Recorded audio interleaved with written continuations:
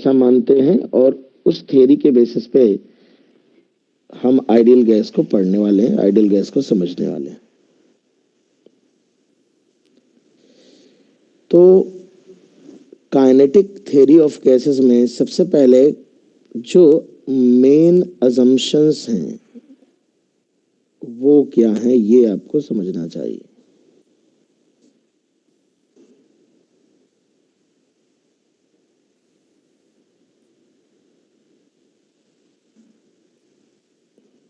Main assumptions of KTG क्या है, main assumptions क्या है, मतलब ये एक, जैसा कि हमने कहा, काइनेटिक थ्योरी ऑफ गैसेस एक थ्योरी है, आइडियल गैस के बारे में एक थ्योरी है ना।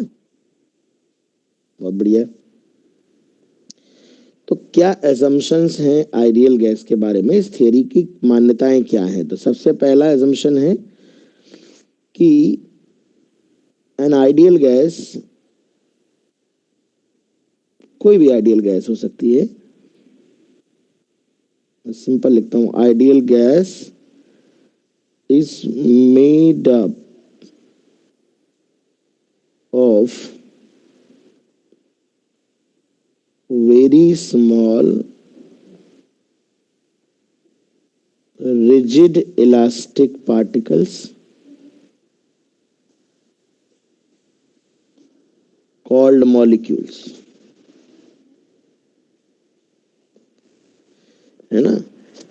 हमने शुरुआत में थोड़ी थ्योरी भी है, आप ध्यान से समझिएगा, थ्योरी का क्वेश्चन भी आते हैं। तो ये पहला असम्पशन है बच्चों कि आइडियल गैस है। इसमें अगर आपको समय मिलता है थ्योरी तो चाहे तो आप साथ साथ लिख भी सकते हैं, पर मैं एज यूजुअल आपको पीडीएफ भेज दूंगा। तो आइडियल गैस छोटे छोटे पार्टिकल से, कणों से मिलकर बनी है, जिन्हें हम मॉलिक्यूल कहते हैं, और रिजिड हैं पार्टिकल। कैसे पार्टिकल हैं? रिजिड पार्टिकल हैं, रिजिड पार्टिकल्स हैं, इलास्टिक पार्टिकल्स हैं, है ना, उन्हें मॉलिक्यूल कहा जाता है।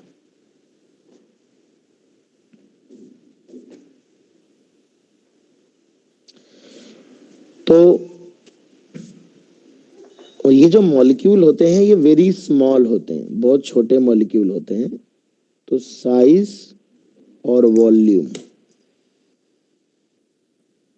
Of molecules is negligible as compared to the size of container. इनका खुद का वॉल्यूम कंटेनर के वॉल्यूम के रिस्पेक्ट में निग्लेजिबल होता है, ठीक है ना। इनका खुद का वॉल्यूम कोई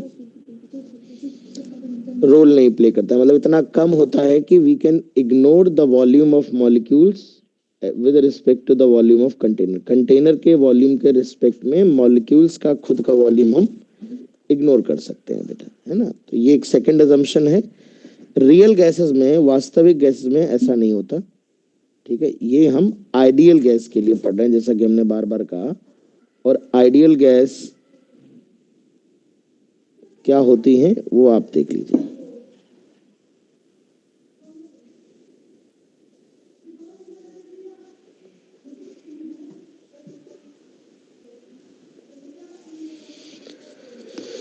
है ना।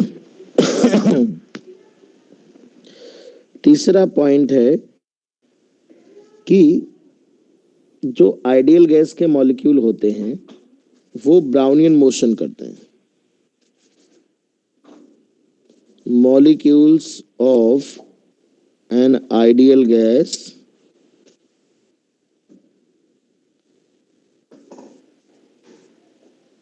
परफॉर्म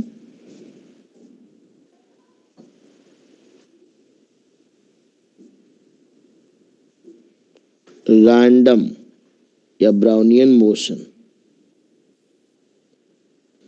ब्राउनियन मोशन करते हैं, इस तरह का मोशन करते हैं बच्चों। कोई पार्टिकल किसी टाइम में इधर जा रहा होगा, कोई इधर जा रहा होगा, कोई इधर जा रहा होगा, कोई इधर।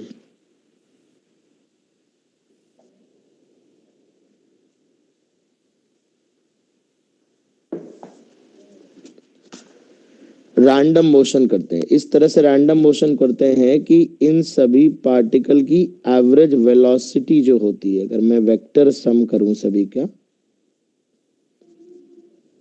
किसी भी इंस्टेंट ऑफ टाइम पर सभी पार्टिकल की जो एवरेज वेलोसिटी होती है डिवाइड बाय एन, किसी भी ब्राउनियन मोशन में वो बच्चों जीरो होती है ना। तो आइडियल एवरेज वेलोसिटी बोल रहा हूं बेटा, not average speed, average velocity. तो एवरेज वेलोसिटी जो होती है वो जीरो होती है बेटा।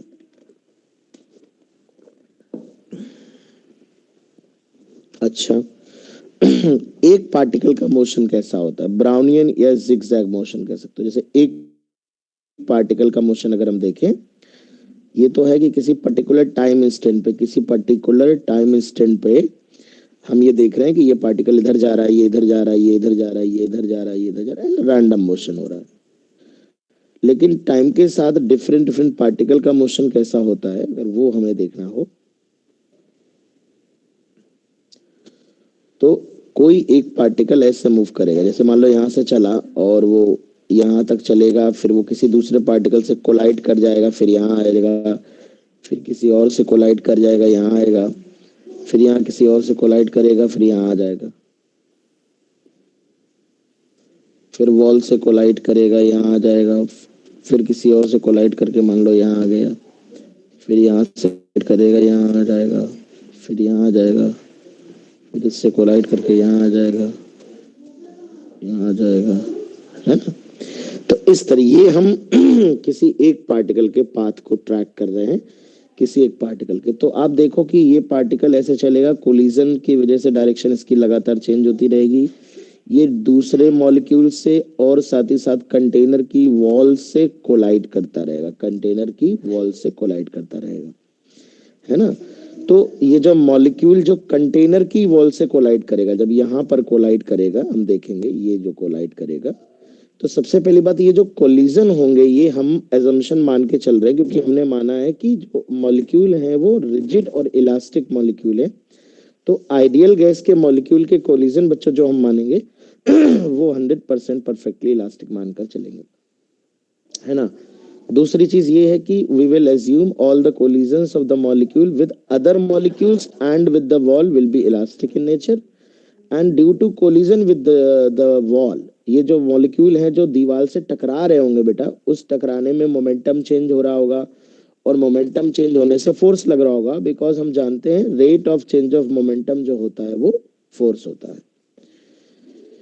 तो अगर हम कह रहे हैं कि यहाँ पर ये जो पार्टिकल कोलाइड कर रहे हैं वॉल से, तो अगर कोई पूछे कि गैसेस हमारी प्रेशर क्यों अप्लाई करती हैं, तो प्रेशर इसलिए अप्लाई करती हैं क्योंकि ये मॉलिक्यूल लगातार इन दीवालों से टकराते रहते हैं, जिसके कारण दीवालों पे फोर्स लगता है, और force perpendicular force per unit area हमारा प्रेशर कहलाता है। तो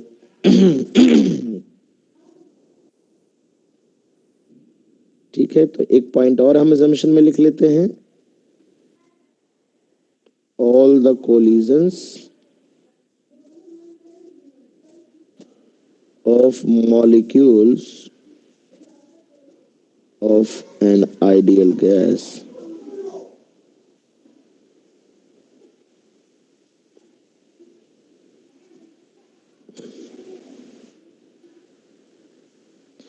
with other molecules or with the wall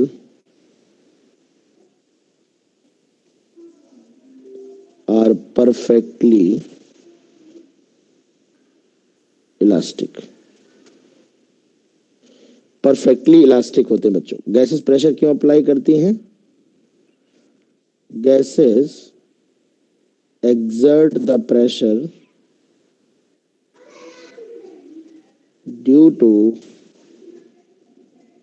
collisions of the molecules with the wall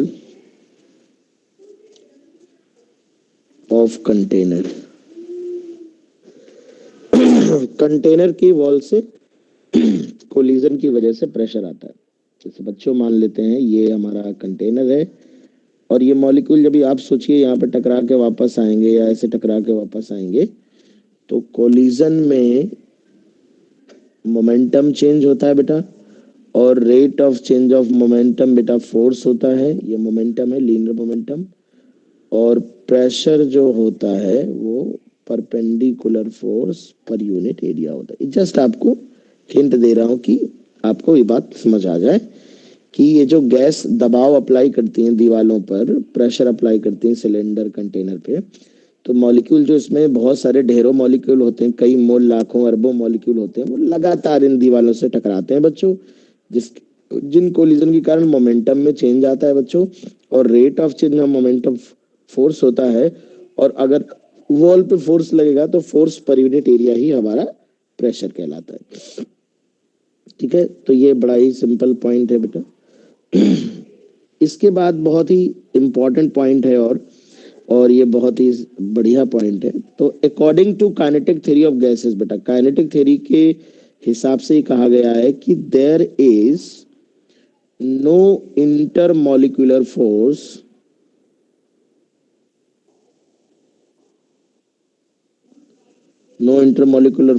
present, force acts, no intermolecular force act between any two molecules of an ideal gas। बेटा इन्होंने ये कहा कि ideal gas के जो दो molecule होते हैं, कोई भी दो मॉलिक्यूल होते हैं,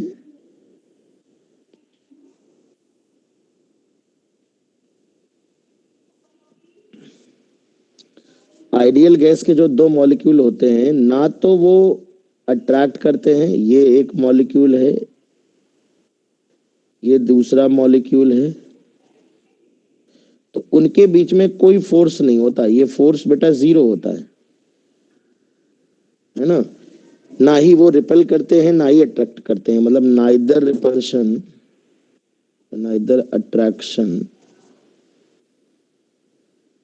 नॉर रिपल्शन।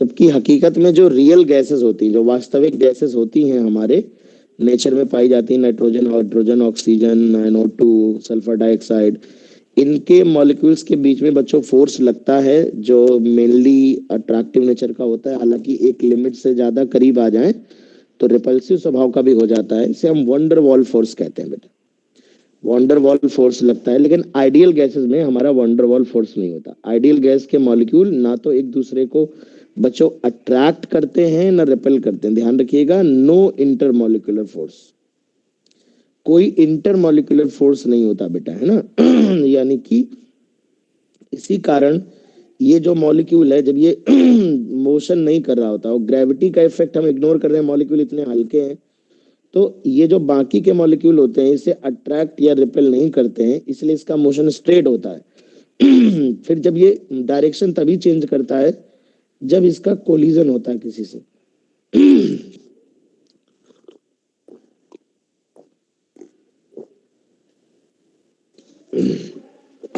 है ना। तो बच्चों ये वाला जो मॉलिक्यूल है जब किसी दूसरे मॉलिक्यूल से कोलाइड करता है तभी डायरेक्शन चेंज होती है, यहाँ कोलाइड करेगा ये डायरेक्शन चेंज, यहाँ कोलिजन के बीच में ही एकदम स्ट्रेट लाइन चलेगा कांस्टेंट वेलोसिटी से, है ना। क्यों बच्चों? क्योंकि हम ये मान रहे हैं कि जब ये मॉलिक्यूल यहाँ होगा मान लो, तो ये वाले इस मॉलिक्यूल इस पे कोई भी फोर्स अप्लाई नहीं कर रहे होंगे, ये फ्रीली मूव करेगा। हाँ, ग्रेविटी का इफेक्ट हम इसके मोशन के स्टडी के दौरान हम इग्नोर कर देते हैं, क्योंकि मॉलिक्यूल इतने हल्के हैं और ग्रेविटेशनल फोर्स इतना वीक फोर्स है कि हम ग्रेविटी के इफेक्ट को बच्चों इग्नोर कर देते हैं। चलिए,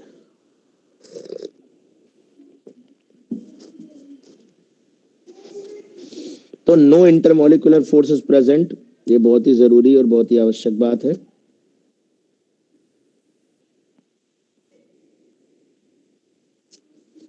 अब आइए हम कहानी को थोड़ा आगे बढ़ा लेते हैं। जब इंटरमोलिकुलर फोर्स नहीं होता बेटा, तो इंटरमोलिकुलर फोर्स ना होने की वजह से जो इनकी इंटरमोलिकुलर पोटेंशियल एनर्जी होती है, intermolecular potential energy is not present ideal gases, मतलब जो इंटरमॉलिक्यूलर पोटेंशियल एनर्जी है यू इंटरमॉलिक्यूलर, वो हमारी जीरो होती है।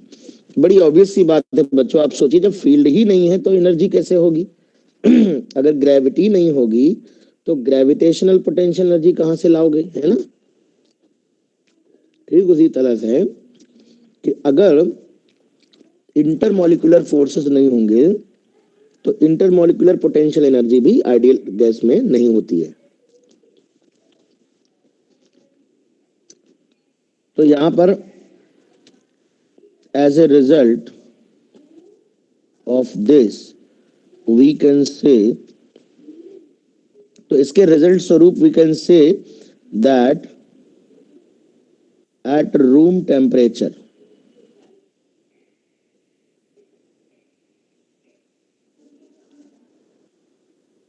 total energy of ideal gas is in the form of kinetic energy only. मतलब आइडियल गैस के पास जो बच्चों ऊर्जा होती है सामान्य टेम्परेचर्स पे, नॉर्मल रूम टेम्परेचर या थोड़ा बहुत ऊपर नीचे, वो मेनली उनके मॉलिक्यूल्स की काइनेटिक एनर्जी होती है। उनके मॉलिक्यूल जो इधर उधर रैंडम मोशन करते हैं, उनकी काइनेटिक एनर्जी ही एक आइडियल गैस की ऊर्जा होती है। आइडियल गैस की जो आंतरिक ऊर्जा, जो इंटरनल एनर्जी होती है, वो हमारी काइनेटिक एनर्जी होती है बेटा ना।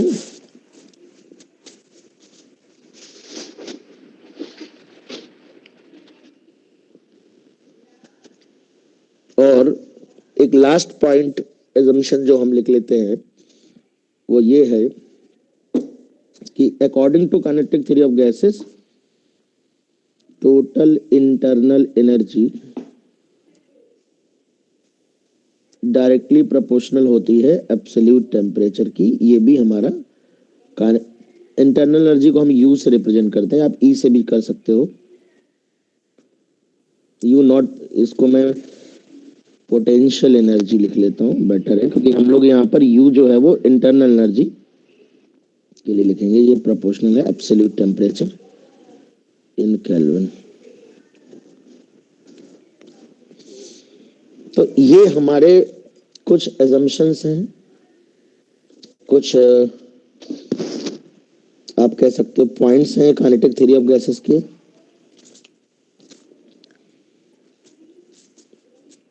बेसिकली कोई भी थ्योरी जब बच्चों होती है तो उसके अपने एजम्पशंस होते हैं भाई, कि हम आइडियल गैस को कैसा मान के चलेंगे। भले ऐसी ना होती हो, ये जैसे आइडियल पुल ही है बच्चों, तो हम मान लेते हैं मासलेस होती है, सर्कुलर होती है, फ्रिक्शनलेस होती है ना। आइडियल स्प्रिंग है तो हम मान लेते हैं हुक्स लॉ फॉलो करता है। बहुत सारे स्प्रिंग हुक्स लॉ फॉलो नहीं करते हैं रियलिटी में। तो ऐसे ही हम आइडियल गैस है ना बेटा। एक बस आधा कप चाय पी लें यार, इसलिए ठंडी हो जाएगी नहीं तो। देख लो किसी पॉइंट में कोई डाउट हो तो बताओ, शुरू से दिखा दे रहा हूं मैं चाय पीते पीते।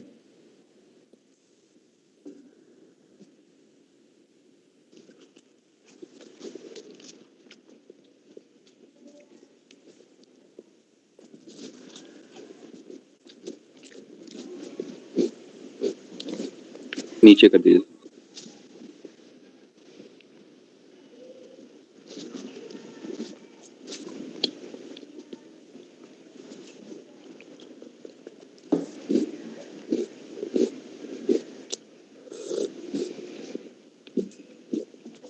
Yes sir.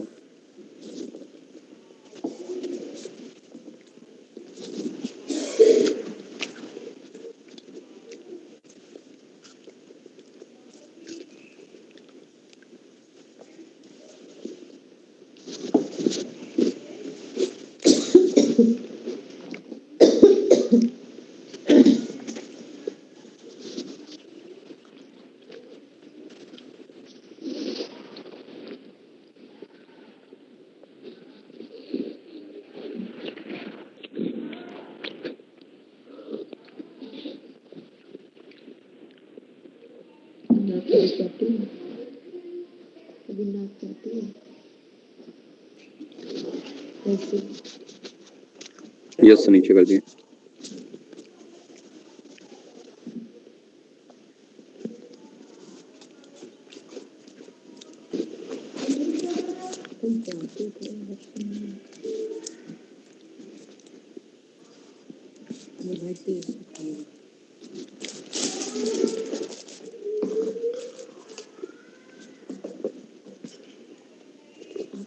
सर ये सर मॉलिक्यूल के बीच में इंटरमॉलिक्यूलर फोर्स वाला एक बार बता दीजिएगा सर, लेट ज्वाइन किया। अच्छा, कहाँ लिखा है? 6 वाला पॉइंट है सर।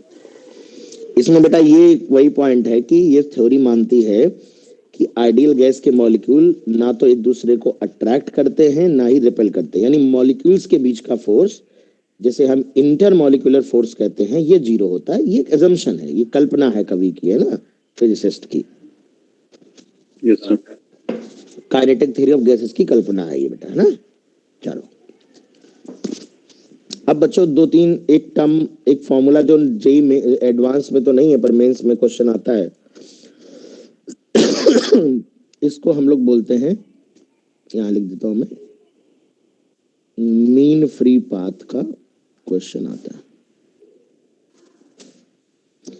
जैसा कि हमने कहा बच्चों कि हमारी गैस मॉलिक्यूल ब्राउनियन मोशन करती है, तो कोई भी एक मॉलिक्यूल होता है वो ऐसे जाता है, फिर वॉल से कोलाइड कर सकता है, फिर यहाँ आया दूसरे मॉलिक्यूल से कोलाइड कर गया, फिर ऐसे आया, फिर यहाँ कोलाइड कर गया तो फिर ऐसे आया, फिर ऐसे।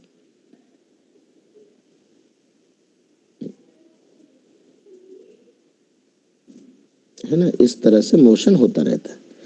तो जैसे यहां से बच्चों यहां तक चला,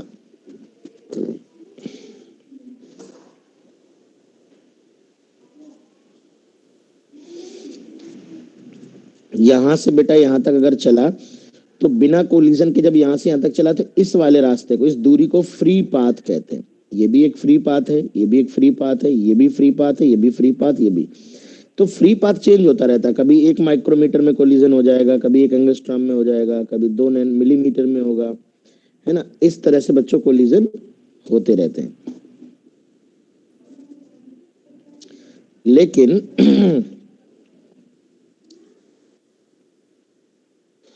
लेकिन अगर इस तरह से बच्चों कोलिजन होते रहते हैं तो फ्री पाथ चेंज होता रहता है, तो mean value of free path, है ना, तो इसे लैम्डा से रिप्रेजेंट करते हैं।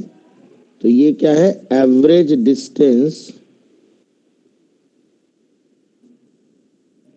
ट्रेवल्ड बाय मॉलिक्यूल बिटवीन दो कॉन्जिक्यूटिव कोलिजन के बीच की डिस्टेंस को हम फ्री पाथ कहते हैं, और एवरेज डिस्टेंस ले ले लंबे टाइम इंटरवल के collisions is called mean free path. उसे मीन फ्री पाथ कहते हैं, है ना। तो मीन फ्री पाथ का बच्चों आपको फॉर्मूला डायरेक्टली याद रखना है। हालांकि इसके लिए मैंने एक बनाया था प्रूविंग के लिए, बट मैं बता रहा हूं कि it's only for JEE main.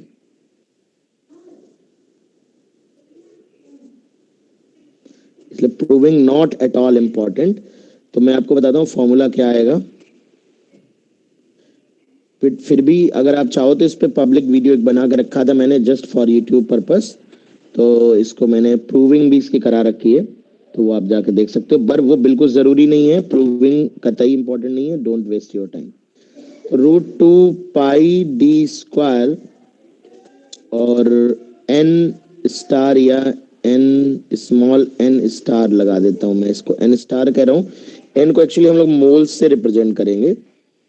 यहाँ पर जो n स्टार है, n स्ट्रिक कह सकते हो, ये नंबर ऑफ मॉलिक्यूल्स पर यूनिट वॉल्यूम है।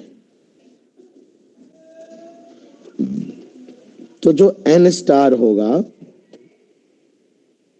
वो कैपिटल N अपॉन V के बराबर होगा। मान लो टोटल नंबर ऑफ मॉलिक्यूल बच्चों कैपिटल N है और कंटेनर का वॉल्यूम V है बेटा। तो लैम्डा का फॉर्मूला हम अभी बताएंगे कौन सा याद रखना है आपको, √2 पाई डी स्क्वायर और ये N बाई V हो जाएगा यहाँ पे, है ना। तो ये वाला फॉर्मूला आप चाहो तो याद रख सकते हो, या ये याद रख सकते हो, जो भी आपको अच्छा लगे वो आप याद रख सकते हो। इसका बिल्कुल यूज नहीं होगा, यूज होगा प्रेशर, वॉल्यूम, टेम्परेचर के टर्म में। अब आप ये भी देखो ध्यान से, क्योंकि आप लोग हाई स्कूल सभी पास हैं कम से कम, और 11th-12th भी कर चुके हैं। तो आइडियल गैस इक्वेशन में लिखता हूं, हालांकि मैं इसी चैप्टर में आपको इसकी इक्वेशन की प्रूविंग दिखाऊंगा। तो आइडियल गैस इक्वेशन होती है PV is equal to N R T. याद रखिएगा, ये इसलिए मैंने कंफ्यूज ना हो तो एन स्टार लिखाया इसको, ये एन मोल्स है हमारा। तो ये आइडियल गैस इक्वेशन जो है बच्चों, ये एन मोल्स के लिए होती है, राइट। एन मॉलिक्यूल्स के लिए अगर लिखना हो तो ये PV is equal to N K T आता है। के बोल्ट्जमैन कांस्टेंट होता है, एन है नंबर ऑफ मॉलिक्यूल्स, और ये भी मैं आपको प्रूफ करके दिखा दूंगा कि कैसे आता है बेटा। तो अगर ये है फॉर एन मॉलिक्यूल्स, ये आइडियल गैस इक्वेशन है ना। तो कुछ नहीं, आर को आप के इंटू एन ए लिख सकते हो, और N into N A number of moles into Avogadro number of molecules बताएगा, ठीक है। आर और के का रिलेशन होता है, R is equal to Avogadro number into K होता है। ये एक रिलेशन जो दिमाग में होना चाहिए आपके। ये गैस कांस्टेंट है और ये बोल्ट्जमैन कांस्टेंट।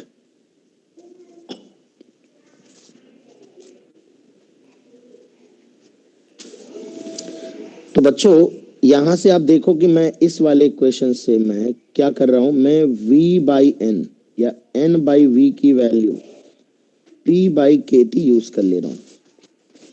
तो लैम्डा इज इक्वल टू होता है बेटा 1/√2 पाई डी स्क्वायर, और n बाई वी होगा हमारा p बाई के टी। तो p इधर रह जाएगा, के टी ऊपर आ जाएगा। ये रिजल्ट अगर याद कर लो तो मजा आ जाए। मेरे को क्या है, शुरुआत से ये वाला रिजल्ट याद है।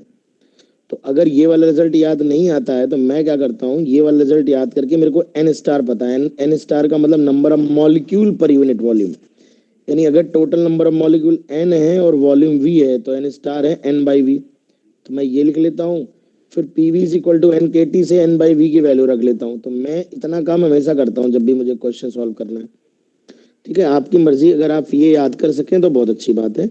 बट ये आर्टिकल बड़ा इंपॉर्टेंट है, क्योंकि पिछले 5 सालों में जेई मेन में कम से कम 4 से 5 बार सवाल आया है। तो मैं चाहूंगा कि ये फॉर्मूला आपको याद होना चाहिए बच्चों, और जब आगे हम जैसे जैसे आगे बढ़ेंगे हम आपको दिखाएंगे कि कैसा सवाल आया है। थर्मोडायनेमिक्स में क्वेश्चन आपका किस तरह से बन सकता है।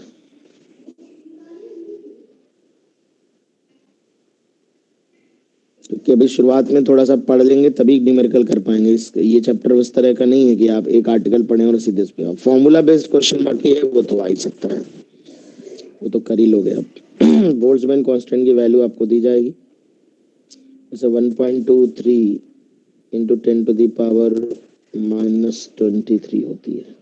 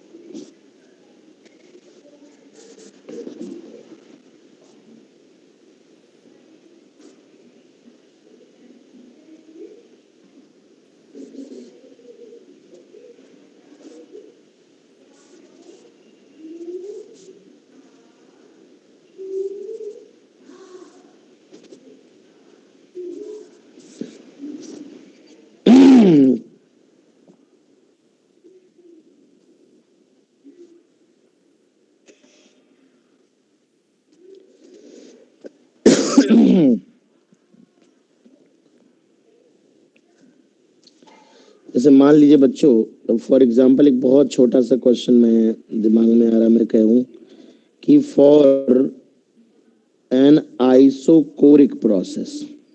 सब आगे हमने क्या कहा, क्वेश्चन जब थोड़ी थ्योरी पढ़ लेते हैं चैप्टर में तभी बनते हैं। आइसोकोरिक प्रोसेस से बोलते हैं जिसमें वॉल्यूम कांस्टेंट रहता है। फॉर एन आइसोकोरिक प्रोसेस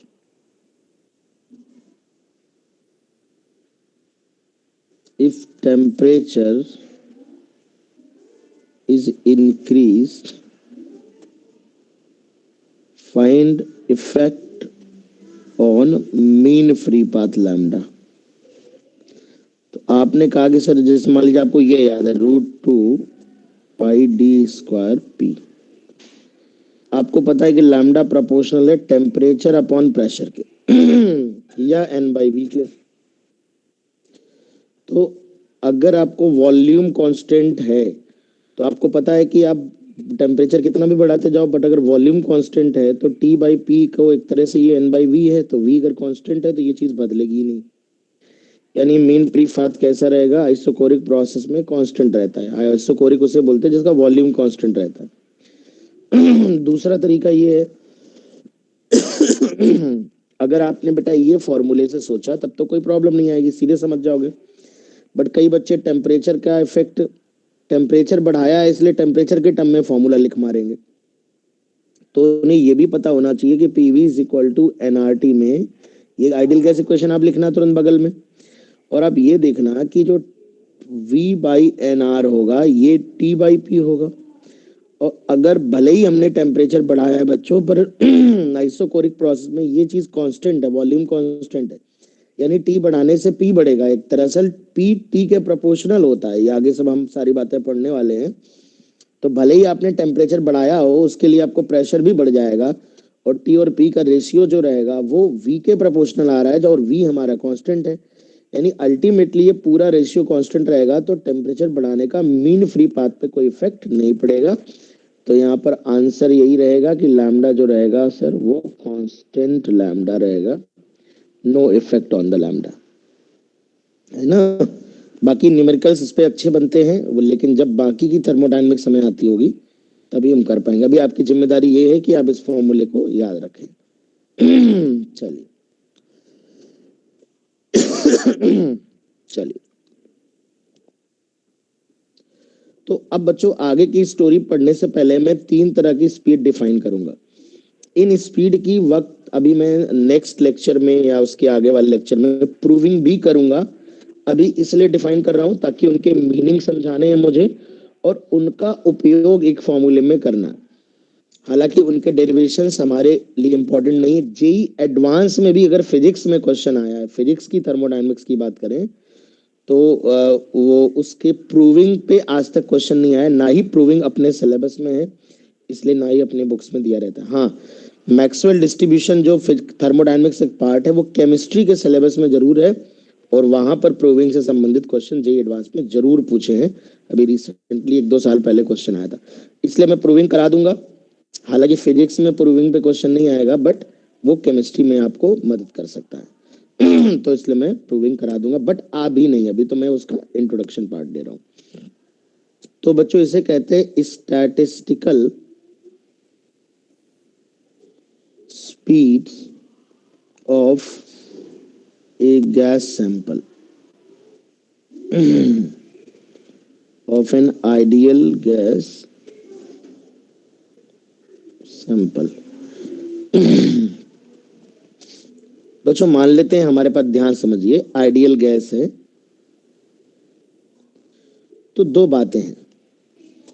एक तो बात यह है कि किसी एक इंस्टेंट पे, किसी एक t टाइम पर अलग अलग मॉलिक्यूल की रफ्तार अलग अलग हो सकती है। इसकी V1 हो सकती है, इसकी V2 हो सकती है, इसकी V3 हो सकता है, इसकी भी V1 हो, इसकी भी V2 हो, और इसकी भी V1 हो। यानी कुछ मॉलिक्यूल की सेम भी हो सकती है, अलग अलग भी हो सकती है, और ऐसा तो है ही कि अलग अलग तो होती है। यानी इन जनरल बच्चों किसी एक टाइम पे अलग अलग मॉलिक्यूल की वेलोसिटी अलग अलग हो सकती है, उसमें से कुछ की सेम भी हो सकती है। बहुत ध्यान समझिएगा बेटा, ये थ्योरी का मानना है, और आगे हम मैक्सवेल डिस्ट्रीब्यूशन में भी समझेंगे।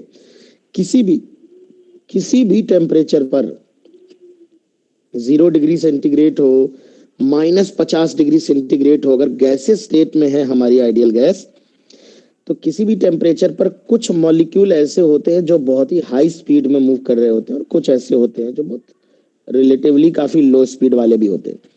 बहुत हाई टेम्परेचर का ये मतलब नहीं है कि हम आगे डिस्कस करेंगे कि सभी मॉलिक्यूल बहुत ही रफ्तार में मूव कर रहे हैं। किसी भी टेम्परेचर पर कुछ मॉलिक्यूल बहुत लो स्पीड वाले होते हैं, कुछ बहुत हाई वाले होते हैं, कुछ मॉडरेट वाले होते हैं। तो यहाँ पर बच्चों 3 तरह की स्टैटिस्टिकल स्पीड, स्टैटिस्टिक्स का मतलब है कि एक तरह से, चूंकि जब बहुत सारे मॉलिक्यूल की स्पीड अलग अलग है तो हम एक एक मॉलिक्यूल को स्टडी नहीं कर पाएंगे, तो हम पूरे ग्रुप ऑफ मॉलिक्यूल्स के लिए, पूरे आइडियल गैस सैंपल के लिए क्या करते हैं कि एक इस पर्टिकुलर स्पीड डिफाइन कर देते हैं, जिससे हमें ये होता है कि हम ओवरऑल गैस के बारे में जजमेंट ले लेते हैं कि हमारी गैस के मॉलिक्यूल रिलेटिवली किस तरह का मोशन कर रहे हैं। ठीक है ना? तो 2 बातें पहले तो समझनी है। एक बात ये कि किसी भी टाइम मोमेंट पे डिफरेंट मॉलिक्यूल की स्पीड बेटा डिफरेंट हो सकती है। दूसरी ये बात है कि कोई एक मॉलिक्यूल टाइम के साथ उसकी वेलोसिटी चेंज भी होती है। मान लो ये v1 से आ रहा था और एक मॉलिक्यूल आके सामने से v2 से टकरा गया, तो हेड ऑन कोलिजन के बाद मान लीजिए हेड ऑन हो गया है, जो भी हो गया, इसकी वेलोसिटी और इसकी वेलोसिटी में चेंज आ जाएगा। बात समझ रहे हैं ना? यानी कि मॉलिक्यूल की वेलोसिटी टाइम के साथ भी चेंज होती है, साथ ही साथ at a time different molecule की स्पीड डिफरेंट हो सकती है। तो बच्चों 3 तरह की स्पीड यहाँ पर हम डिफाइन करेंगे, सिर्फ डेफिनेशन बताऊंगा और फॉर्मूले बताऊंगा अभी। ठीक है? एवरेज स्पीड, लेकिन हम इनकी प्रूविंग अवश्य करेंगे, वो मोस्ट प्रोबेबली नेक्स्ट लेक्चर में हम इसको कंप्लीट कर लेंगे। एवरेज स्पीड बेटा होगी दूसरी होती है आरएमएस स्पीड,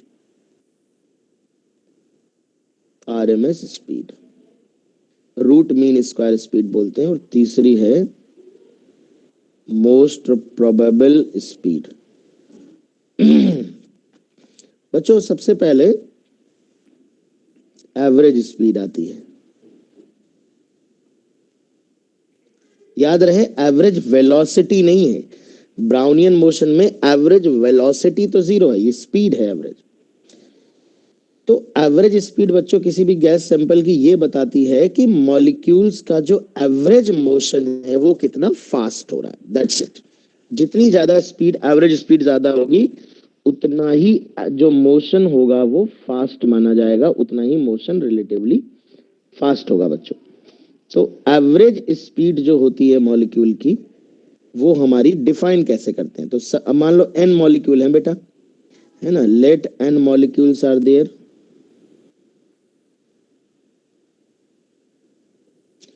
तो एवरेज स्पीड होती है बेटा v1 plus v2 plus v3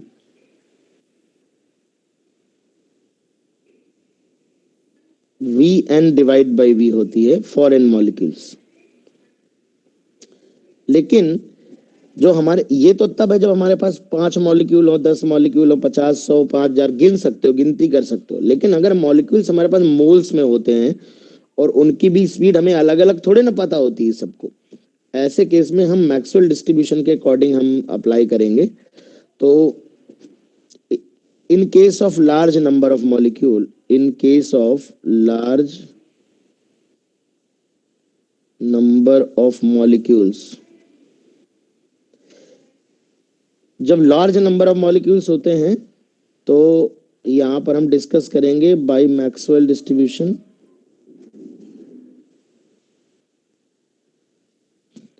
Maxwell speed distribution, जैसा कि मैंने कहा कि ये मैं पढ़ाऊंगा, अभी आप इसको बस याद कर लो। तो एवरेज स्पीड वैसे डिफाइन कैसे होती है, ये तो आपको बेसिक मेथड पता हो गया कि एवरेज का मतलब क्या है।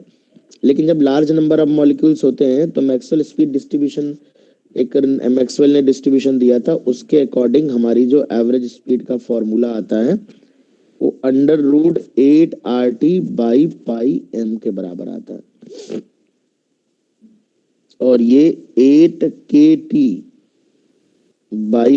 इंटू स्मॉल m भी लिख सकते हो। दोनों में से कोई भी एक फॉर्मूला आप यूज कर सकते हो। तो क्योंकि यहाँ जो m है ये मोलर मास है या मॉलिक्यूलर वेट जिसे कहते हो, और m है मास ऑफ वन मॉलिक्यूल। तो ऑफ कोर्स कैपिटल M जो होगा वो एवोगैड्रो एक मोल का जो मास होगा वो मोलर मास होगा। अभी कुछ नहीं, अभी कुछ नहीं खाएंगे। तो जो मोलर मास है बेटा वो मॉलिक्यूल का मास इनटू एवोगैड्रो नंबर है, और R जो है वो KNa होता है। तो आप खुद देखो, अगर इस R को मैं K इंटू Na लिख दूं और इसको लिख दूं मैं Na इंटू स्मॉल m, तो ऊपर का Na नीचे का Na कट जाएगा, ऊपर K आ जाएगा, नीचे स्मॉल m आ जाएगा। तो दोनों सेम फॉर्मूले। फिर से सुन लो बहुत ध्यान से, ये फॉर्मूले पे ही बच्चों जेई मेन हो चाहे जेई एडवांस हो क्वेश्चन आता है, फॉर्मूले का ही यूज होता है बच्चों। इसीलिए डायरेक्ट क्वेश्चन एडवांस में नहीं आता, बट जेई मेन में अवश्य आता है, ठीक है। और इसकी प्रूविंग मैं आपको मैक्सवेल डिस्ट्रीब्यूशन में डेफिनेटली कराऊंगा, but proving not at all important. इसकी प्रूविंग बिल्कुल आवश्यक नहीं है क्योंकि ये जो मैक्सवेल डिस्ट्रीब्यूशन है जिसकी मैं जिक्र कर रहा हूँ, ये केवल जेई मेन के कोर्स में है, जेई एडवांस के कोर्स में नहीं है। इसीलिए प्रूविंग से रिलेटेड क्वेश्चन नहीं आता, बट स्टिल केमिस्ट्री में ये वाला पार्ट मुझे बहुत अच्छे से याद है। जेई एडवांस वाले बहुत दबा के पूछते हैं वो प्रूविंग भी कैसे डराइव हुआ है, इसलिए मैं उसको आपको थोड़ा समय लेके बता दूंगा, क्योंकि काफी मैथमेटिकल पार्ट है। बट अभी नहीं, अभी आप समझो एवरेज स्पीड क्या है, मॉलिक्यूल की औसत चाल है। एक मॉलिक्यूल V1 से चल रहा है, तुम V2 से, तीसरा V4 से, तो ऐसे सभी मॉलिक्यूल की स्पीड जोड़ के टोटल नंबर ऑफ मॉलिक्यूल से डिवाइड कर देंगे, तो ये बच्चों मॉलिक्यूल की एवरेज स्पीड कहलाती है। और जब मॉलिक्यूल बहुत ज्यादा होते हैं तो मैक्सवेल स्पीड डिस्ट्रीब्यूशन से हमारी जो एवरेज स्पीड होती है वो इतनी निकल के आती है। अभी जस्ट हम सभी प्रकार की स्पीड का आपको परिचय दे रहे हैं कि परिचय क्या है। क्या बताता है बच्चों average molecule speed? Average speed किसी भी गैस सैंपल का ये बताता है कि उसके मॉलिक्यूल रिलेटिवली कितना तेज दौड़ रहे हैं, उनकी रफ्तार कितनी ज्यादा है। बहुत बढ़िया। अब बच्चों सेकंड नंबर पे आती है speed, root mean square speed.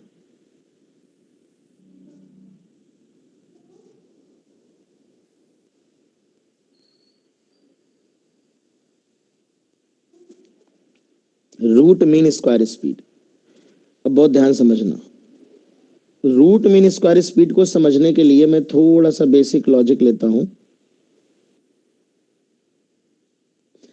मान लो ये एक आइडियल गैस इसमें भरी हुई है बेटा। सभी गैस के मॉलिक्यूल की स्पीड मान लो कुछ अलग अलग, किसी की V1, किसी की V2, किसी की V3, किसी की V4, है ना। लेकिन मॉलिक्यूल एक ही गैस के हैं। तो अगर हम देखें यहां पर, तो अगर हम कहें कि टोटल, बहुत ध्यान सुनना, translational kinetic energy of gas molecules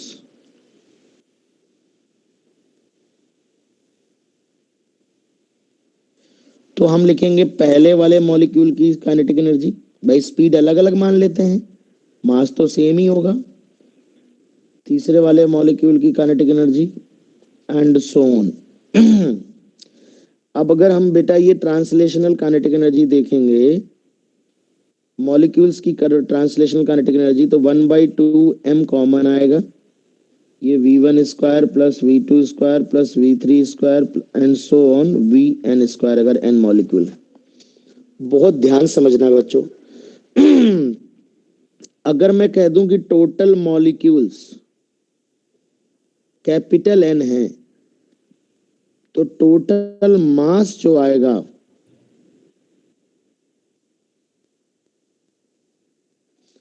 वो एक मॉलिक्यूल का मास इंटू n के बराबर आएगा। बहुत ध्यान समझना। तो हम जैसे इंटरेस्टेड थे, हमने कहा कि यार एक एक मॉलिक्यूल की रफ्तार पता करना तो बहुत ही ज्यादा मुश्किल है यार। अब एक मान लो, आप विचार करो, सोचना जरा ध्यान से, अगर 4 मोल गैस है इसके अंदर, 4 मोल्स गैस, 4 मोल में, एक मोल में 6.20 कितना होता है, 6.023 इंटू 10⁻23 मॉलिक्यूल्स होते हैं यार। इतने मॉलिक्यूल्स की अलग अलग रफ्तार कहां से लिख पाएंगे? तो क्या इस तरह से V1, V2, V3 लिख पाओगे? नहीं लिख पाओगे बच्चों। तो कहने का मतलब यही है कि हम इंटरेस्टेड थे कि जैसे मान लो एक कंटेनर में 14 किलोग्राम नाइट्रोजन भरी है, और हम मान ले, कल्पना कर ले कि नाइट्रोजन एक आइडियल गैस है, तो हम ये चाहते थे कि 14 किलोग्राम नाइट्रोजन की जब हमसे ट्रांसलेशनल काइनेटिक एनर्जी पूछी जाए तो हम सीधे सीधे हाफ एम वी स्क्वायर का फॉर्मूला यूज कर लें, मास की जगह 14 किलोग्राम रख दें और वी की जगह पे कोई ऐसी स्पीड का जुगाड़ कर दो जो इस पूरे ग्रुप को रिप्रेजेंट कर दे। बात समझना ध्यान से। While calculating the translational kinetic energy of the gas, हम एक स्पीड जो पुट करना चाहते थे वही आरएमएस स्पीड है बेटा, इसे वी आरएमएस से कहते हैं। अभी मैं दिखाऊंगा कैसे, में जानबूझ के इसका ओरिजिन कैसे हुआ वो समझा रहा हूं। तो हमने कहा कि अच्छा, तो अगर मैं टोटल मास गैस का देखूं तो कितना है m इंटू एन, तो मैंने क्या किया, इसमें n से मल्टीप्लाई करके इसमें n से डिवाइड कर दिया, ये टोटल मास बना लिया।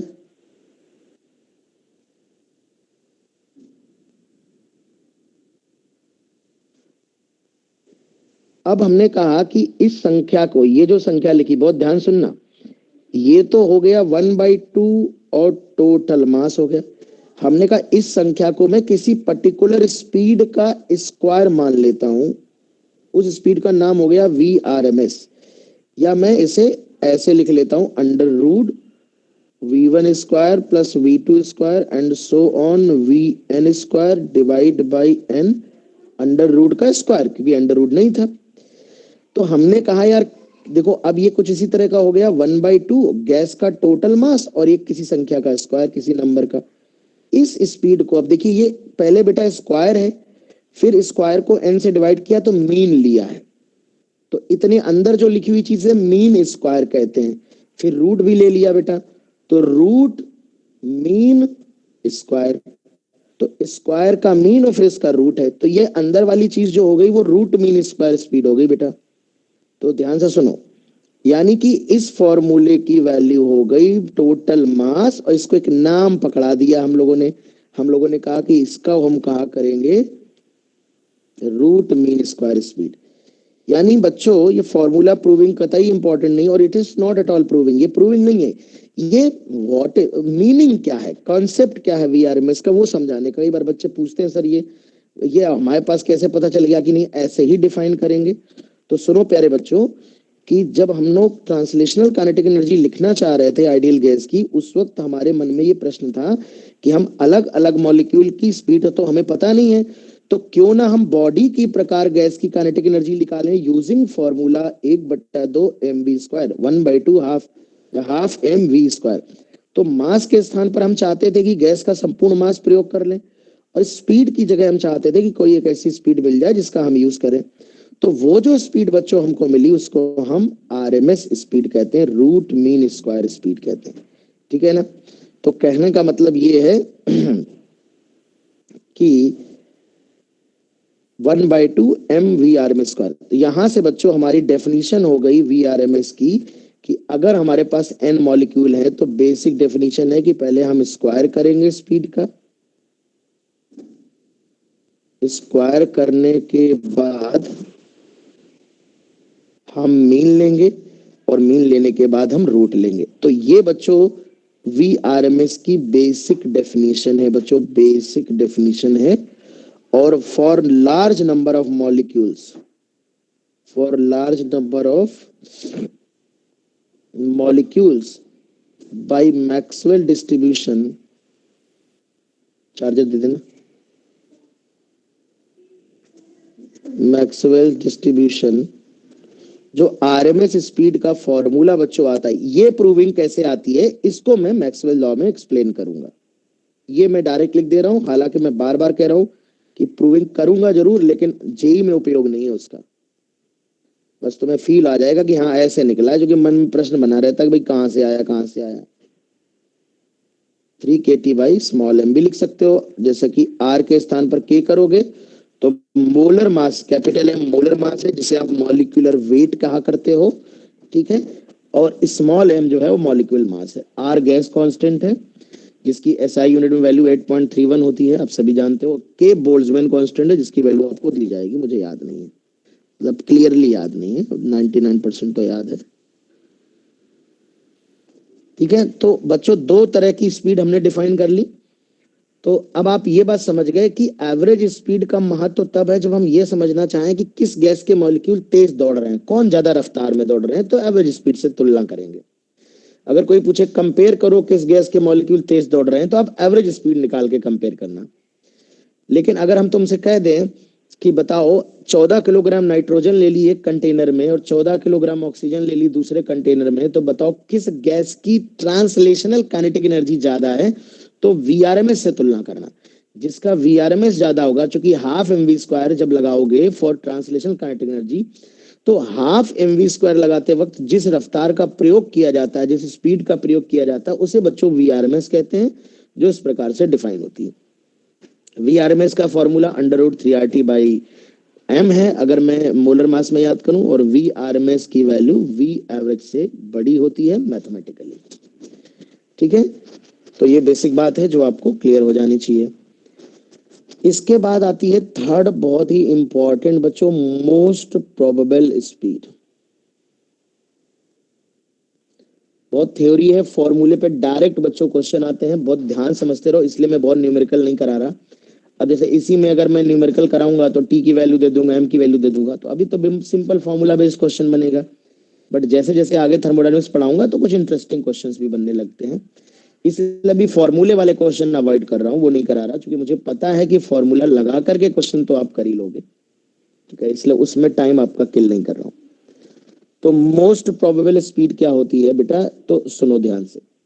जैसा कि हमने कहा कि मान लो हमारे पास बच्चों 1 मोल मॉलिक्यूल है, 1 मोल मॉलिक्यूल है, तो है ना, लेट हमारे पास यहाँ पर 1 मोल मॉलिक्यूल है, 1 मोल, उसमें से 20% मॉलिक्यूल की स्पीड v1 है मान लेते हैं, 30% मॉलिक्यूल की स्पीड जो है वो v2 से चल रहे हैं, 5% v3 से हैं, 2% v4 से हैं, ऐसे बहुत कम। तो अगर हमसे पूछा जाए कि सबसे ज्यादा मॉलिक्यूल, भाई देखिए अलग अलग मॉलिक्यूल की रफ्तार अलग अलग भी तो है, पर कुछ मॉलिक्यूल की रफ्तार सेम भी हो सकती है। मैंने यहाँ पर देखिए लिखा v1 v1 v1 है ना, 3 मॉलिक्यूल v1 के हैं, 2 v2 के हैं, 1 v3 का है। बहुत ध्यान समझना। इसी प्रकार से यहाँ पर गैस के अंदर कुछ मॉलिक्यूल की रफ्तार सेम भी हो सकती है। तो मोस्ट प्रोबेबल अगर मैं मैथमेटिकली जाऊं तो प्रोबेबल प्रोबेबिलिटी से है ना, और मोस्ट का मतलब मैक्सिमम से है बेटा। तो आप कह सकते हो स्पीड हैविंग मैक्सिमम प्रोबेबिलिटी। सरल भाषा में समझाऊंगा, is called most probable speed. इसका ये मतलब हुआ बेटा, आप सिंपल बात समझो, अगर प्रोबेबिलिटी समझते हो, अगर मैं एक बैग में रेड ब्लैक कलर की बॉल डाल दूं और ये ब्राउन कलर की बॉल डाल दूं, और मैं कहूं कि ये 4 बॉल हैं बॉल बैग में, ये 2 बॉल हैं और 1 बॉल व्हाइट है, या 1 बॉल हमारे पास ब्लू है।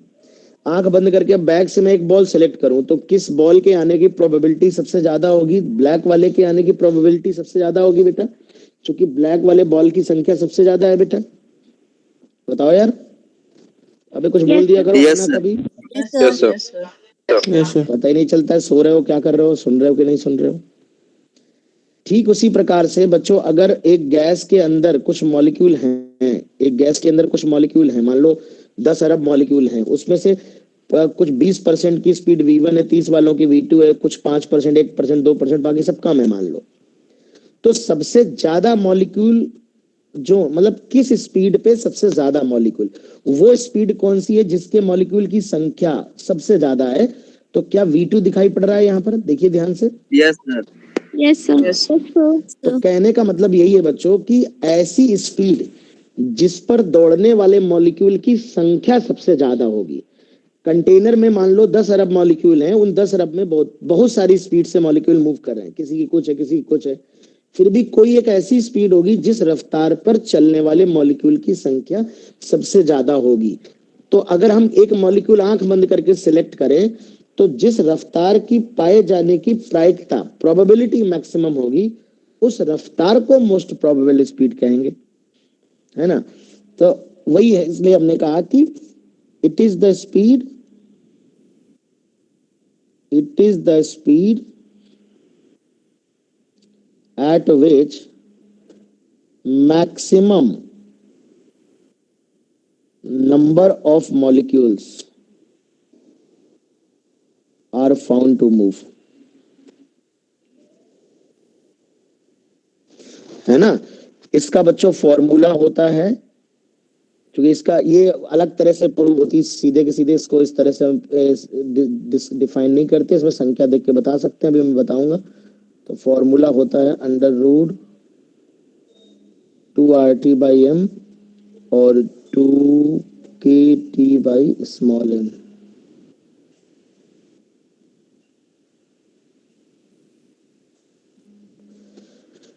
है ना। तो अंडर, तो ये ऑर्डर जो होता है बच्चों वो मैं आपको बता दूं, आरएमएस सबसे बड़ा होता है, फिर एवरेज होता है और सबसे छोटा होता है मोस्ट प्रोबेबल स्पीड, है ना। सभी molecular speed under root temperature के प्रोपोर्शनल होती हैं। हाँ ये जरूर है कि मैं अगर बिल्कुल आंकिक एग्जांपल अगर दूं, मैं आपसे कहूं कि मान लो बताना जरा, टोटल 100 मॉलिक्यूल्स हैं हमारे पास गैस में, ये एक हाइपोथेटिकल एग्जांपल ले रहा हूं, उसमें 10 मॉलिक्यूल्स की स्पीड जो है वो 100 मीटर पर सेकेंड है, 20 मॉलिक्यूल्स की स्पीड जो है वो 300 मीटर पर सेकेंड है, और 10 मॉलिक्यूल्स की स्पीड, मान लो 30 मॉलिक्यूल्स की स्पीड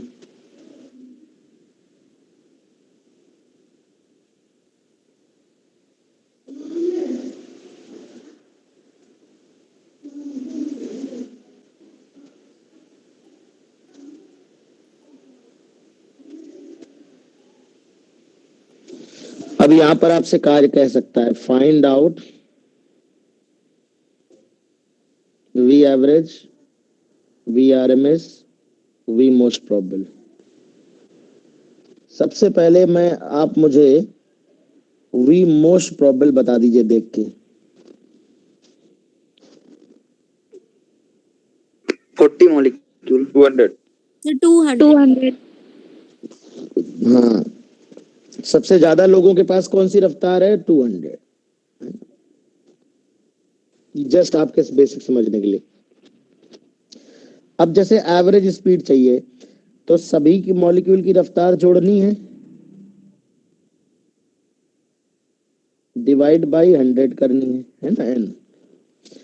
अब आप ये देखो, तो 10 मॉलिक्यूल की रफ्तार 100 है, तो 100 + 100 + 100 10 बार करोगे तो 100 × 10 लिख लें सीधे सीधे। अरे आना बोल दो कुछ। Yes sir. यस 120 बार लिखोगे तो 300 × 20, और इसी तरह से 50 × 30 और प्लस 200 को 40 बार लिखोगे और डिवाइड बाई 100, ये एवरेज स्पीड आ जाएगी। आरएमएस चूंकि यहाँ पर देखिए लार्ज नंबर ऑफ मॉलिक्यूल नहीं है तो बेसिक से करोगे, v1 square, v2 square and so on, vn square. तो v स्क्वायर 100 स्क्वायर लिखोगे तुम 10 बार, तो 10 मॉलिक्यूल हैं तो 10 बार 100 स्क्वायर लिखोगे, जोड़ देते हैं। फिर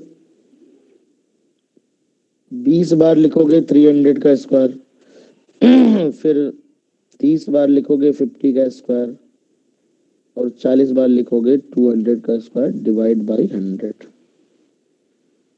आप सॉल्व कर लीजिएगा। तो इस तरह से आपको average speed, most probable speed, और इस तरह का क्वेश्चन वैसे आता तो नहीं है, लेकिन कभी जेई मेन वाले इस तरह का डेफिनेशन बेस्ड क्वेश्चन दे सकते हैं, जिनमें संख्या दे देंगे और तीनों निकलवा लेंगे, वी एवरेज, वी आरएमएस और वी मोस्ट प्रोबेबल निकलवा लेंगे।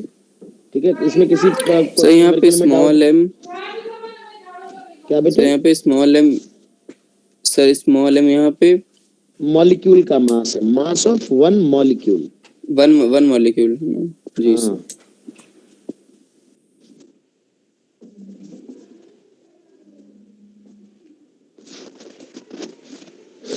ठीक है भाई, आगे बढ़े। चलिए, यस सर। Okay sir. तो अब इन स्पीड का बच्चों हम प्रयोग करने वाले हैं। तो सबसे पहले आता है, अच्छा आगे कैलकुलेट करने से पहले कुछ बेसिक क्वेश्चंस आपसे मैं पूछूंगा, कभी कभी पूछ लेता है, हट के क्वेश्चंस पूछ लेता है। तुमसे कह देगा कि मान लो एक कंटेनर है और कंटेनर की एक दीवार पर जिसका एरिया ए है, मॉलिक्यूल, आइडियल गैस के मॉलिक्यूल टकरा रहे हैं और नॉर्मल से थीटा एंगल पे मॉलिक्यूल टकरा रहे हैं। मास ऑफ वन मॉलिक्यूल कह देगा स्मॉल एम है, वी नॉट स्पीड से कोलाइड कर रहे हैं। एन मॉलिक्यूल्स, या इसे मैं एन नॉड कह देता हूं, N naught molecules are colliding per second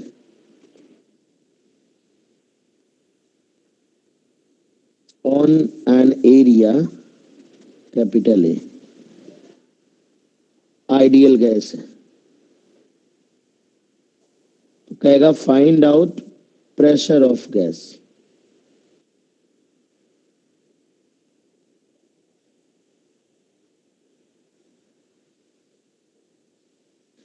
तो प्रेशर होता है, हमेशा याद रखिएगा, perpendicular force divide by area. ये मैकेनिक्स का बेसिक क्वेश्चन है, मैकेनिक्स से रिलेटेड क्वेश्चन है। हालांकि मैंने अभी ऑब्लिक कोलिजन नहीं पढ़ाया, पर आप ये नेक्स्ट क्लास में, कल शायद कल या परसों तक हो जाएगा, कल वाली क्लास में कोलिजन पढ़ेंगे। तो ये जो पार्टिकल है वो ऐसे कोलाइड करके ऐसे जा रहा है, ऐसे कोलाइड करके इस तरह से जा रहा है। तो यहाँ पे हम कह सकते हैं कि जो मोमेंटम में चेंज होगा एक मॉलिक्यूल के, तो आप देख सकते हो इस मोमेंटम के दो कंपोनेंट कर सकते हो। ये एम वी मोमेंटम होगा और इस डायरेक्शन में ये एंगल थीटा है, एम वी कॉस थीटा होगा, इस डायरेक्शन में एम वी साइन थीटा होगा।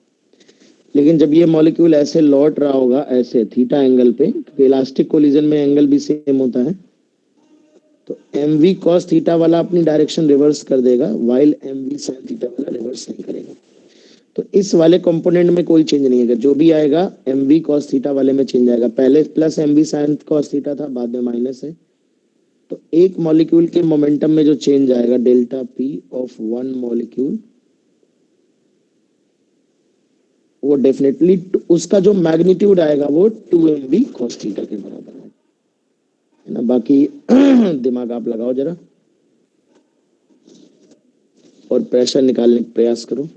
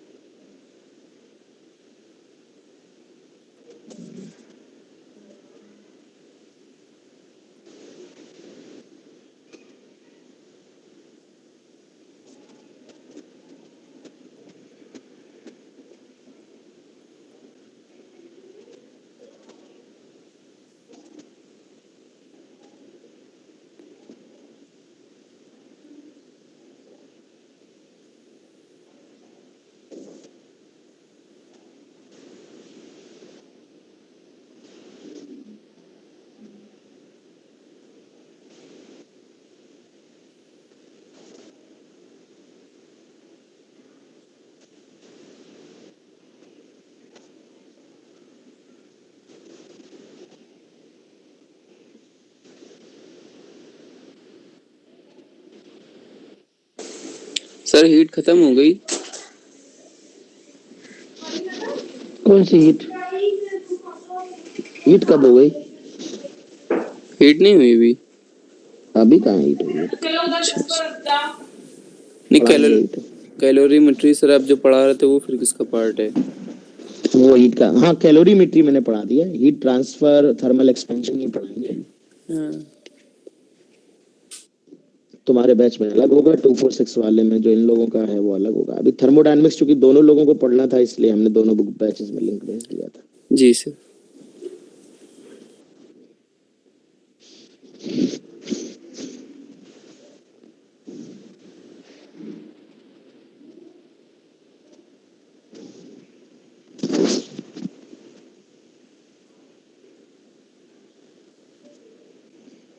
तो सबसे पहले तो आप ये समझो कि ये एक मॉलिक्यूल इधर से कोलाइड कर रहा था, तो ये हॉरिजॉन्टल से थीटा एंगल बनाएगा, तो इसका एक मोमेंटम, अगर मैं आपको गड़बड़ समझ आ रही है तो मैं दिखा देता हूँ आपको मोमेंटम में चेंज कैसे हुआ है। इनिशियल मोमेंटम वेक्टर था M V cos theta I cap M V sine theta J cap. Final momentum हो गया minus M V cos theta I cap, क्योंकि ये पलट गया और ये ऊपर ही रहा तो ये जे कैप ही रहेगा। अब आप P final minus P initial जब घटाएंगे डेल्टा पी, तो ये वाला टर्म तो कैंसिल आउट हो जाएगा ये वाला, और फाइनल ये आएगा -2mv cos theta I cap. नहीं, पहली बात तो एक्स एक्सिस में मोमेंटम चेंज हो रहा है और नेगेटिव एक्स हो रहा है, बट हमें अगर मैग्नीट्यूड लिखना है इसका तो हम 2mv cos थीटा लिखेंगे, वही जो मैंने सिंपल वेक्टर बना के आपको दिखा दिया यहाँ पे। तो पहले तो ये समझो कि जो इस ए एरिया में मॉलिक्यूल कोलाइड करके ऐसे बाउंस कर रहे होंगे, तो इस पे इसी डायरेक्शन में फोर्स लगेगा और सारा का सारा परपेंडिकुलर, बिकॉज इलास्टिक कोलिजन है और सिमेट्रिकली बाउंस कर रहे होंगे, और इस डायरेक्शन में ही मोमेंटम चेंज हो रहा है। There is no change in momentum in this direction, so all the force acting due to the collision of molecule will be perpendicular to the surface. तो this perpendicular force can be calculated. कैसे calculate कर सकते हैं बच्चों? तो ये force हो सकता है rate of change of momentum force होता है, मतलब आप ऐसे कह सकते हो चेंज इन मोमेंटम पर सेकेंड। बेटा एक सेकेंड में कितना मोमेंटम चेंज हो रहा है, तो इन्होंने देखो, इन्होंने कहा कि एन नॉड मॉलिक्यूल्स कोलाइड कर रहे हैं पर सेकेंड, एक सेकेंड में। तो एक सेकेंड में अगर एन नॉड मॉलिक्यूल कोलाइड कर रहे हैं, तो एक मॉलिक्यूल के मोमेंटम में 2mv नॉट कॉस थीटा का चेंज हो रहा है, और एन नॉट मॉलिक्यूल कोलाइड कर रहे हैं, तो ये है चेंज इन मोमेंटम पर सेकेंड। यही तो हुआ, यही हमारा फोर्स हो गया बेटा। तो प्रेशर जो होता है वो, ये फोर्स परपेंडिकुलर भी है, तो perpendicular force per unit area, तो 2mv not an not cos theta divided by area A, क्योंकि पर यूनिट एरिया जो परपेंडिकुलर फोर्स होता है वो प्रेशर होता है। तो इस तरह से बच्चों हम इसमें प्रेशर कैलकुलेट कर लेंगे। कभी कभार ऐसा क्वेश्चन आता है जिसमें प्रेशर टिपिकल थर्मोडायनेमिक्स के क्वेश्चन से ना पूछकर थोड़ी मैकेनिक्स की ज्ञान का प्रयोग वहां पर करवाता है। सवाल थर्मोडायनेमिक्स में डालेगा पर पूरी की पूरी मैकेनिक्स यूज हो रही है, इसमें थर्मोडायनेमिक्स कहीं यूज नहीं हो रहा है। प्रेशर की डेफिनेशन यूज हो रही है, कोलिजन यूज हो रहा है, चेंज इन मोमेंटम यूज हो रहा है, न्यूटन लॉ यूज हो रहा है, फोर्स है ना कि rate of change of momentum होता है। ठीक है, तो आई होप आप समझ गए होंगे। फिर भी कोई डाउट है तो आप पूछ सकते हैं।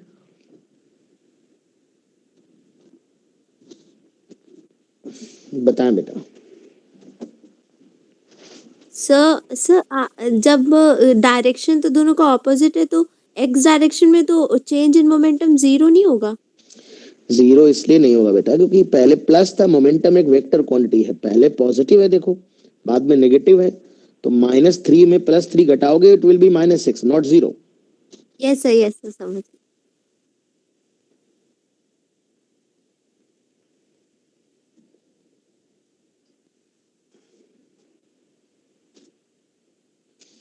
बताओ भाई।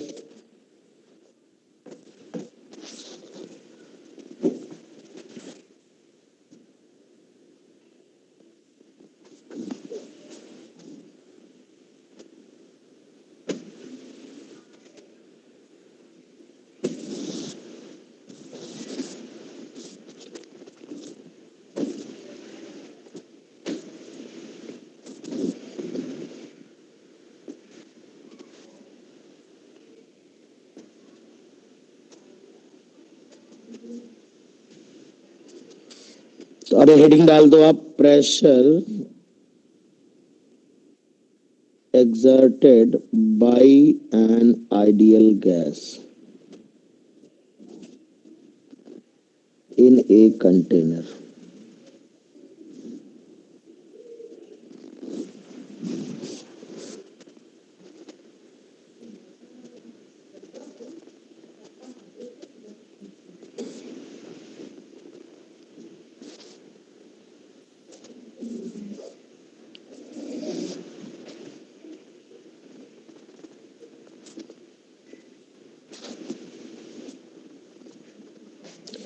तो बच्चों एक कंटेनर में इस फॉर्मूले की प्रूविंग होती है बच्चों, कराई जाती है, अपने कोर्स में भी है, लेकिन इस प्रूविंग का जेई के पर्सपेक्टिव से इंपॉर्टेंस नहीं है, बोर्ड के पर्सपेक्टिव से इंपॉर्टेंट है।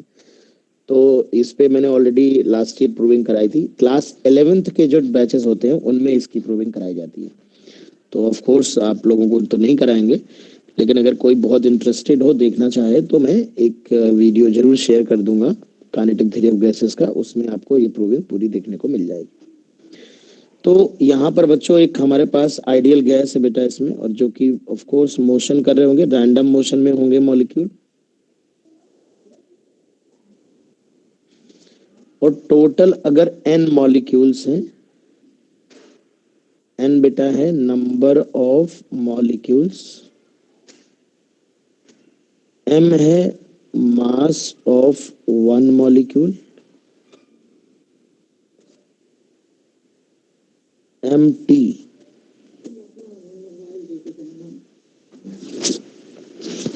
तो ये टोटल मास है, उसमें से पढ़ लो ना साले मोबाइल में सभी फिलहाल।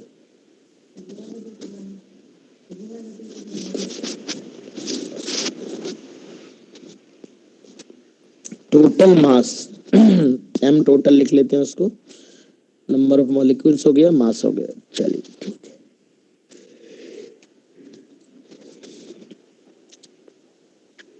तो अगर हमें गैस का मास m टोटल है और कंटेनर का वॉल्यूम v है, तो डेंसिटी ऑफ गैस अगर लिखनी हो तो m total divide by volume, ये डेंसिटी हो जाएगी, है ना, मास अपॉन वॉल्यूम ही तो डेंसिटी होती है। अब देखिए आइडियल गैस में भी ये हमने माना है कि इन पार्टिकल्स का अपना वॉल्यूम नहीं होता है, तो जो भी वॉल्यूम ऑफ कंटेनर होता है वही volume occupied by the gas होता है, उसी को हम गैस का वॉल्यूम मान लेते हैं। तो प्रेशर का जो फॉर्मूला होता है बेटा 1/3 डेंसिटी इंटू VRMS का होल स्क्वायर, ये फॉर्मूला आप याद रखिएंगे, ठीक है ना, ये आप भूलेंगे नहीं। इसी फॉर्मूले की एक लंबी चौड़ी प्रूविंग होती है, जिस प्रूविंग को हम लोग नहीं कर रहे हैं because it's less important for JEE main and JEE advance. ठीक है, तो चलिए, तो VRMS बच्चों हम जानते हैं कि VRMS किसे कहते हैं, डेंसिटी क्या है वो मैंने आपको बता दिया, डेंसिटी मुझे बताने की आवश्यकता नहीं, मास अपॉन वॉल्यूम है। तो सेम फॉर्मूले को अगर हम मास के टर्म में लिखना चाहें तो total mass divided by volume into VRMS का स्क्वायर लिख सकते हैं। और टोटल मास को अगर हम लिखना चाहें तो total mass can be written as एक मॉलिक्यूल का मास और टोटल मॉलिक्यूल की संख्या जी, तो Mn/3v इंटू VRMS का स्क्वायर, है ना। बट देखिए ना तो आप ये याद रख पाएंगे, है ना आप ये याद रखिए, आप 1/3 डेंसिटी है मास अपॉन वॉल्यूम, ध्यान रखिएगा, mass of gas, total mass of gas, है ना, कंटेनर के अंदर जो है, अपॉन वॉल्यूम। तो आप इससे यहां तक पहुंचना बड़ा आसान है। और टोटल मास में अगर n मॉलिक्यूल हो, एक मॉलिक्यूल का मास स्मॉल m हो, तो टोटल मास को m इंटू n लिखने में कोई परेशानी नहीं हुई, इसलिए ये याद रखो बेटा, है ना। VRMS तो आप जानते हो कि रूट मीन स्क्वायर स्पीड है? चलिए, तो इस तरह से बच्चों हम प्रेशर का रिजल्ट जरूर याद रखेंगे, ठीक है, ये फॉर्मूला जरूर याद रखेंगे। अब यहाँ पर एक बहुत ही इंपॉर्टेंट रिलेशन हमें दिमाग में रखना है कि रिलेशन क्या है, तो इसे हम लोग नाम ही लिख देता हूं मैं, रिलेशन बिटवीन प्रेशर एंड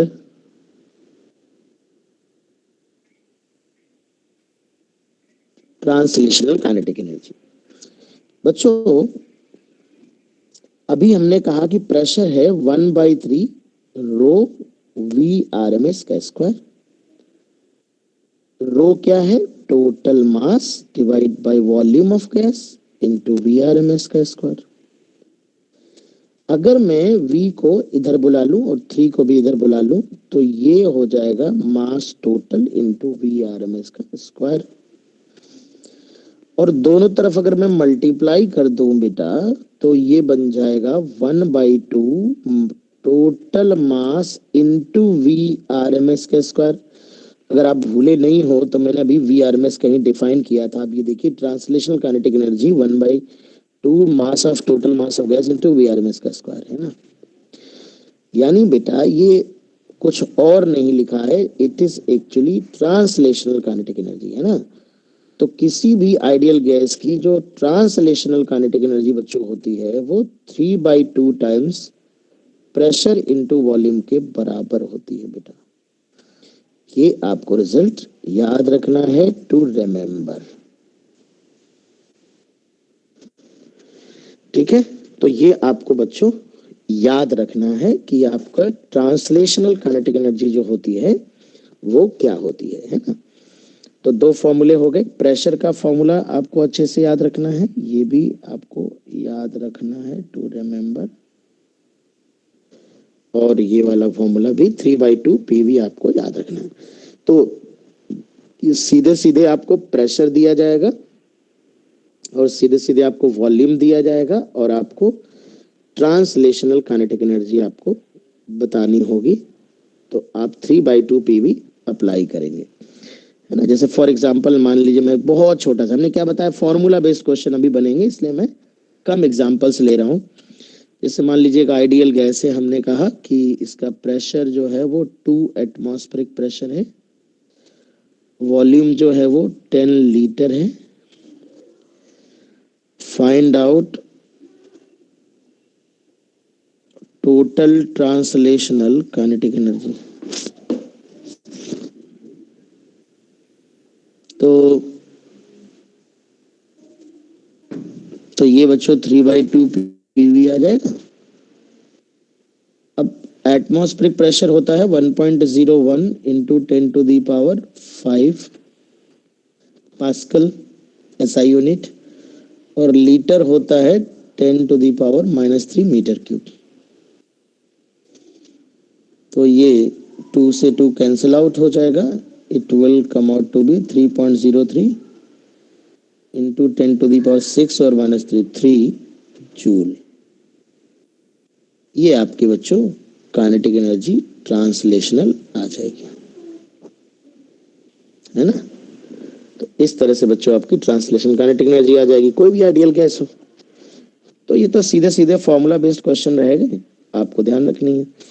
अब यहाँ पे एक थ्योरेटिकल प्रश्न उठता है बेटो कि देखिए, प्रेशर किसी भी गैस का, मान लो कंटेनर में गैस भरी है बेटा, तो कंटेनर का यानी बर्तन का वॉल्यूम थोड़ी ना चेंज हो जाएगा। तो अगर बर्तन का वॉल्यूम में मान लूं कि फिक्स है, तो प्रेशर डायरेक्टली प्रोपोर्शनल है ट्रांसलेशनल काइनेटिक एनर्जी। मैं आपको आगे पढ़ाऊंगा बच्चों कि ये मान लो गैस के जो मॉलिक्यूल होते हैं, ये न सिर्फ ट्रांसलेट करते हैं बल्कि अपने सेंटर ऑफ मास से पास होने वाली एक्सिस के अबाउट रोटेट भी करते हैं। तो इनकी जो रोटेशनल काइनेटिक एनर्जी होगी उस पे ये प्रेशर डिपेंड नहीं करता है, ये केवल और केवल ट्रांसलेशनल काइनेटिक एनर्जी पे डिपेंड करता है। ठीक है, तो इसमें कौन सी बड़ी बात है समझने की। आप समझते हो कि प्रेशर क्यों आता है बेटा। प्रेशर आता है जब ये मॉलिक्यूल जाके टकराते हैं, जब ये मॉलिक्यूल जाके ऐसे टकराते हैं तब प्रेशर आता है। ये मॉलिक्यूल टकराते हैं जब, है ना। तो कोलिजन जो हो रहा है, it's not due to rotation of molecule about its dear centre of mass, it is due to translation. तो मॉलिक्यूल जो है वो ट्रांसलेशन के कारण ही तो वॉल से कोलाइड कर रहे हैं, और जब वॉल से कोलाइड कर रहे हैं तो उसी कारण उससे फोर्स लग रहा है, फोर्स लग रहा है तो उसी कारण उसमें प्रेशर आ रहा है। That's why pressure is depending on the translational kinetic energy part, not rotational kinetic energy part, है ना। तो ठीक है, फेयर इनफ, बातें हो गई। फॉर्मूला अच्छे से आपको याद रखना होगा बच्चों। अब यहां पर मैं एक स्पेसिफिक पॉइंट बता देता हूं, क्योंकि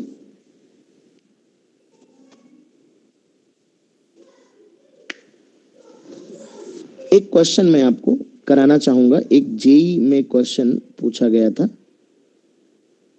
ये कैसे क्वेश्चन पूछा, बहुत ही जरूरी और इंपॉर्टेंट क्वेश्चन है, क्योंकि यहां पर हम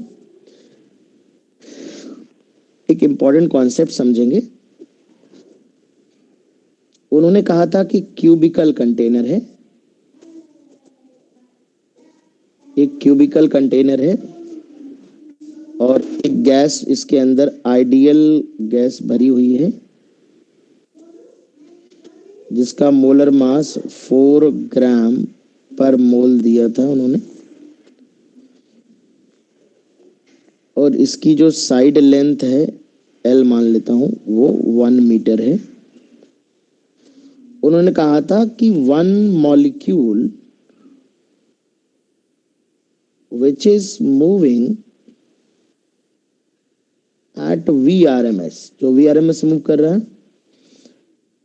parallel to one of its edge collides 500 times in 1 second to a particular wall.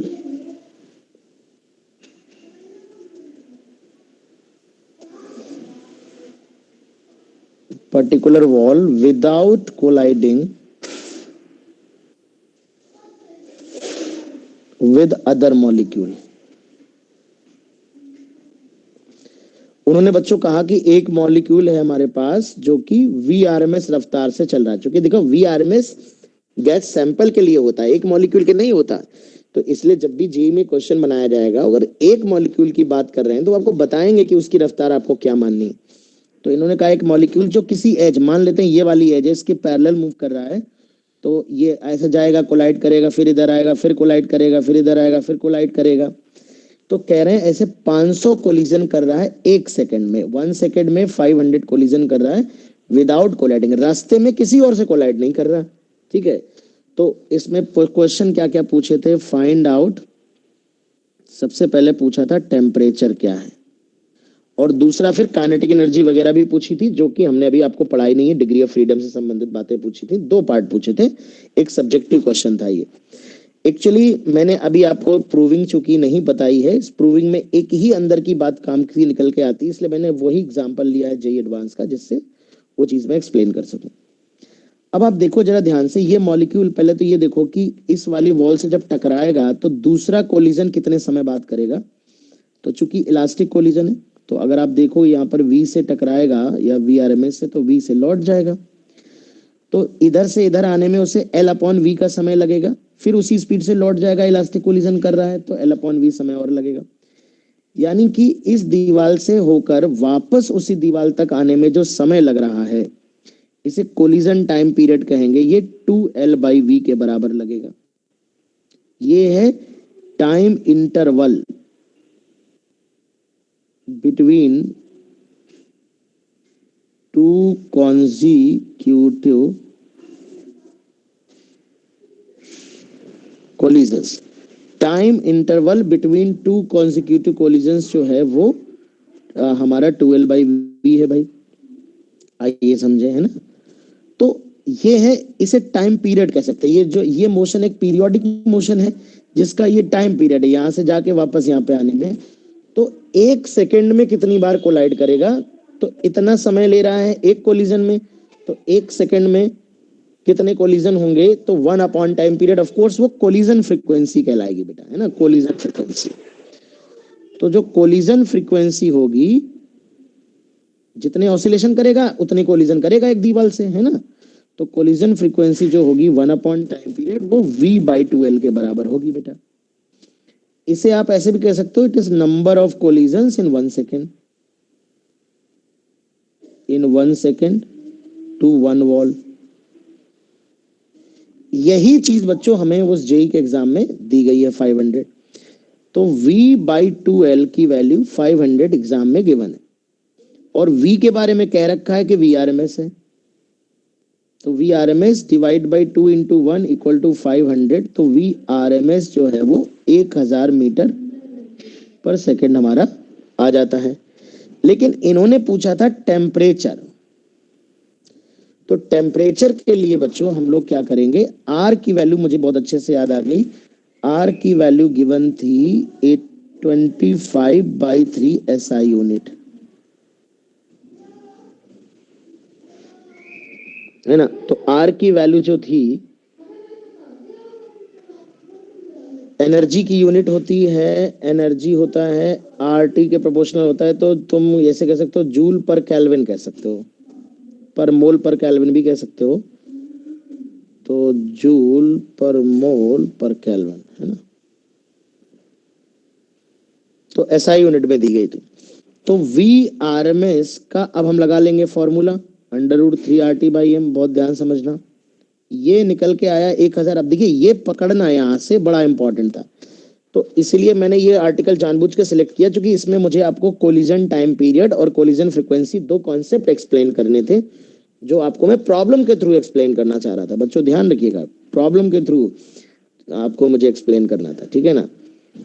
तो √3RT/m है। अब हम वैल्यू पुट कर देते हैं, तो 3RT/m, तो 3R दिया था 25/3 मोलर मास। अब देखिए 4 ग्राम पर मोल था। एसआई यूनिट में ये अक्सर मिस्टेक होती, ग्राम को किलोग्राम में कन्वर्ट करना भूल जाते हैं लोग। और टेम्परेचर ये हो जाएगा, ये 10⁶ हो जाएगा होल स्क्वायर जब कर देंगे, तो 3 से 3 कट जाएगा, टेम्परेचर आ जाएगा 10⁻³ हो जाएगा, तो बचेगा 10⁻³ × 4 डिवाइड बाई दिस। तो 4000 डिवाइड बाई 25, 25 1 जा 25, 150, 25 छक्का 150, 25 6 जा 150 और 160। तो टेम्परेचर जो आ रहा है 160 केल्विन आ रहा है। ध्यान रखिएगा, केल्विन में टेम्परेचर हमेशा फॉर्मूले में रखा जाता है। तो आपको मैं ये दिखाना चाह रहा हूं कि जेई वाले जब क्वेश्चन बनाते हैं, जेई एडवांस का क्वेश्चन है ये, तो वो VRMS को डेफिनेटली फॉर्मूले का प्रयोग करेंगे, बट कहीं ना कहीं कुछ ना कुछ और जरूर रिलेट कर देंगे। टेम्परेचर सीधे नहीं बताएंगे, या आपको VRMS निकलवा लिया, देखिए VRMS दिया नहीं यहाँ पे, तो इस तरीके से आपको क्वेश्चन बच्चों देखने को मिलेगा, ठीक है। तो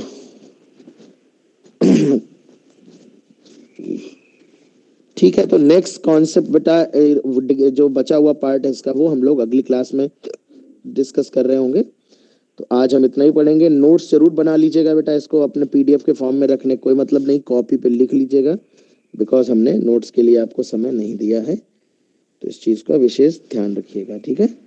तो कल की क्लास में कोलिजन पढ़ाया जाएगा, जो कि कल वाली ऑफिशियल काका देव